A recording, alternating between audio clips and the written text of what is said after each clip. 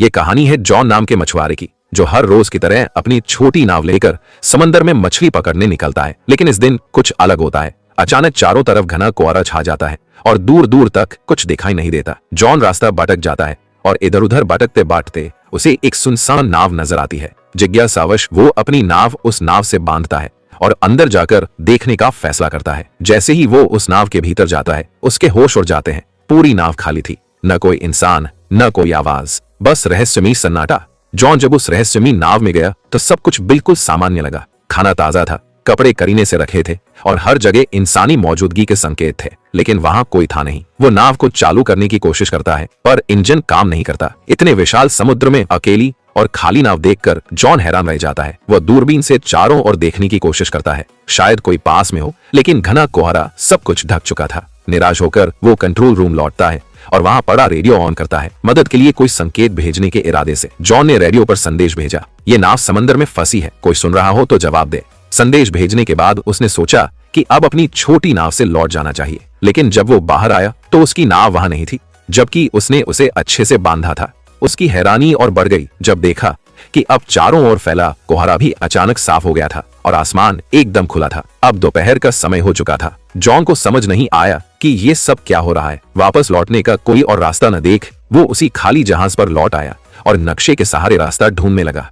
John अब ये समझने की कोशिश करता है कि वो आखिर है कहाँ और अपने घर कैसे लौट सकता है। परेशानी ये थी कि उस रहस्यमयी नाव का इंजन खराब था। अगर उसे बचना था तो किसी भी हाल में इंजन को ठीक करना ही था। वो पूरे जहाज में टूल बॉक्स तलाशता है और कड़ी मेहनत के बाद इंजन ठीक कर लेता है। उसके लिए ये एक बड़ी राहत थी। अब नाव चालू हो चुकी थी और दिशा भी धीरे धीरे समझ आने लगी थी, लेकिन खतरा टला नहीं था। जॉन कंट्रोल रूम में जाकर फिर से रेडियो से संपर्क करता है, मगर इस बार भी कोई जवाब नहीं आता। सब कुछ अब भी रहस्य में डूबा था। फिर वो लड़का ऊपर आता है और उसे अचानक टॉयलेट जाना पड़ता है। कोई आसपास नहीं था तो वो सोचता है कि समंदर में ही कर लेता हूँ।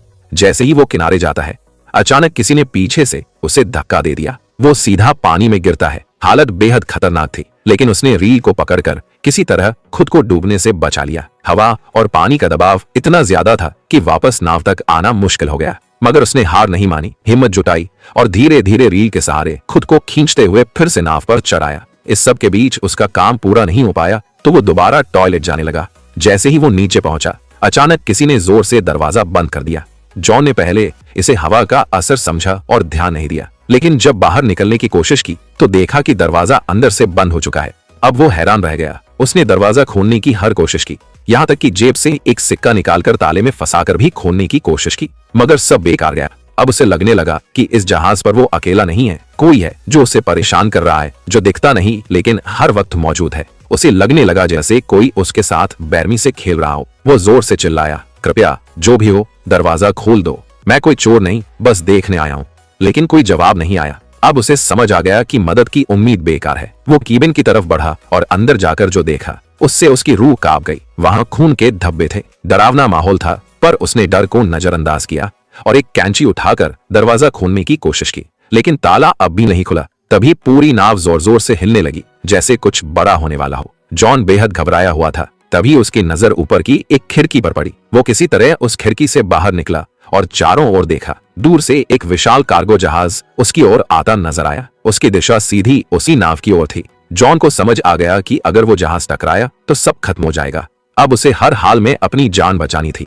उसने सिग्नल देने का सोचा, लेकिन उसके पास कुछ था नहीं। उसने तुरंत अपनी शर्ट उतारी और जोर जोर से लहराने लगा ताकि कार्गो जहाज का कोई उसे देख सके, लेकिन अफसोस इतने प्रयास के बाद भी किसी की नजर उस पर नहीं पड़ी। अब जॉन को किसी भी हालत में अपनी जान बचानी थी। अगर उसकी नाव आगे बढ़ती रही तो कार्गो जहाज से टकराकर सब खत्म हो सकता था। तभी उसकी नजर खिड़की के पास लटकी एक रस्सी पर पड़ी। उसके दिमाग में तुरंत एक आइडिया आया, अगर वो इस रस्सी का इस्तेमाल करे तो शायद जहाज को रोक सके। उसने जल्दी से रस्सी बांधी और बाहर फेंकी ताकि नाव की गति रुक जाए, लेकिन हालात और बिगड़ गए। रस्सी इंजन के पंखे में फंस गई और खींचते हुए बाथरूम के अंदर आकर उसके गले में अटक गई। उसका दम घुटने लगा। मरने की कगार पर पहुंचकर उसने हिम्मत दिखाई और एक औजार से खुद को आजाद किया। उसकी गर्दन पूरी तरह लाल पड़ गई थी। वो लगभग मर ही गया था, बट आखिरी पल में खुद को बचा पाया। रस्सी इंजन में फंसी थी, जिससे जहाज की रफ्तार थम गई, मगर ये काफी नहीं था। भारी कार्गो जहाज फिर भी उससे टकरा गया। जोरदार टक्कर से उसका जहाज बुरी तरह हिल गया और जॉन जमीन पर गिरकर बेहोश हो गया। उसके सिर में गहरी चोट लगी थी। कुछ देर बाद जब उसे होश आया तो उसने देखा कि बाथरूम पानी से भर चुका था। मगर सबसे हैरान करने वाली बात यह थी कि वो समुद्र का खारा पानी नहीं बल्कि एकदम साफ और मीठा पानी था, जैसे कोई जानबूझकर उसे डराने की कोशिश कर रहा हो। वो एक बार फिर टूटकर भीख मांगता है, चाहे तुम जो भी हो प्लीज मुझे जाने दो। लेकिन फिर भी कोई जवाब नहीं आता। अब वो भूखा, प्यासा और बेहद कमजोर हो चुका था। जैसे तैसे उसने बाथरूम की शावर से पानी पिया, लेकिन जल्दी ही महसूस हुआ कि पानी खत्म हो गया है। फिर जब उसने सिंक से पानी पीना शुरू किया तो हैरान रह गया। अब वो पानी खारा हो चुका था। उसे तुरंत समझ आ गया कि नाव में कहीं छेद हो गया है और समुद्र का पानी अंदर आ रहा है। ये नाव अब ज्यादा देर नहीं टिकेगी। वो घबराकर दरवाजा खोलने की कोशिश करता है, लेकिन लगता है किसी ने उसे बाहर से बंद कर रखा है। रात का समय था और ऊपर से दिखा कि कोई अदृश्य, शायद दुष्ट शक्ति इस नाव को नियंत्रित कर रही थी।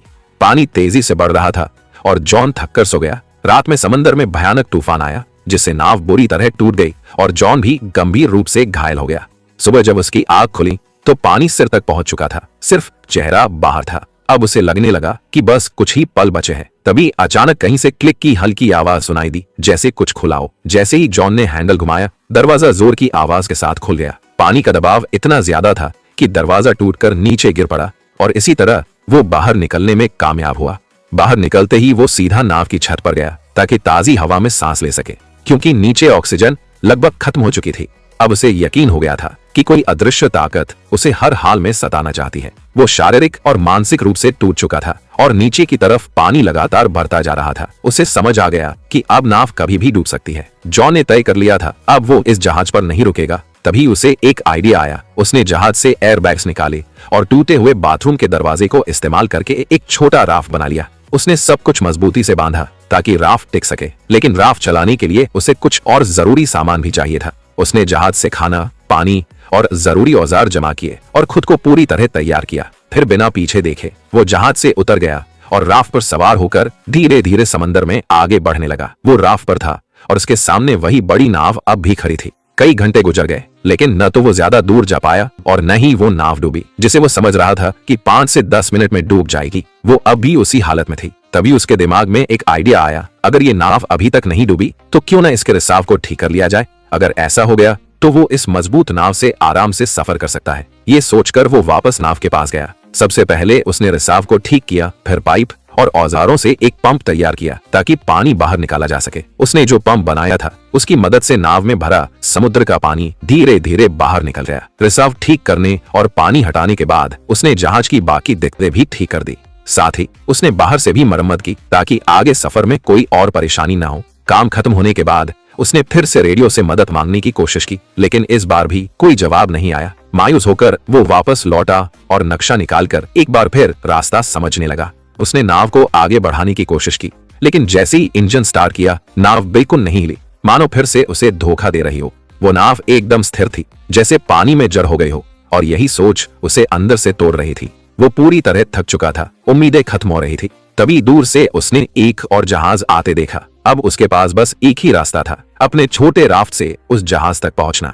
वो तुरंत राफ्ट पर चढ़ा और तेजी से उस जहाज की ओर बढ़ा, लेकिन तभी वो जहाज अचानक हिलने लगा और जॉन की तरफ तेजी से बढ़ने लगा, जैसे किसी ने उसे जानबूझकर उसकी ओर भेजा हो। जॉन ने अपनी रफ्तार बढ़ाई, लेकिन वो विशाल जहाज और भी तेज हो गया और ठीक इससे पहले कि वो जहाज उसे टकराता, जॉन ने आखिरी कोशिश की और अपने बोट से कूदकर उस दूसरी नाव तक तैरने का फैसला किया जो दूर जाती दिख रही थी। लेकिन जब तक वो वहां पहुंचा वो नाव गायब हो चुकी थी। तभी उसे एहसास हुआ कि इस रहस्यमयी नाव पर कोई बुरी ताकत है जो उसे कहीं जाने नहीं दे रही। उसने सोच लिया था कि चाहे जान चली जाए वो इस नाव पर वापस नहीं जाएगा।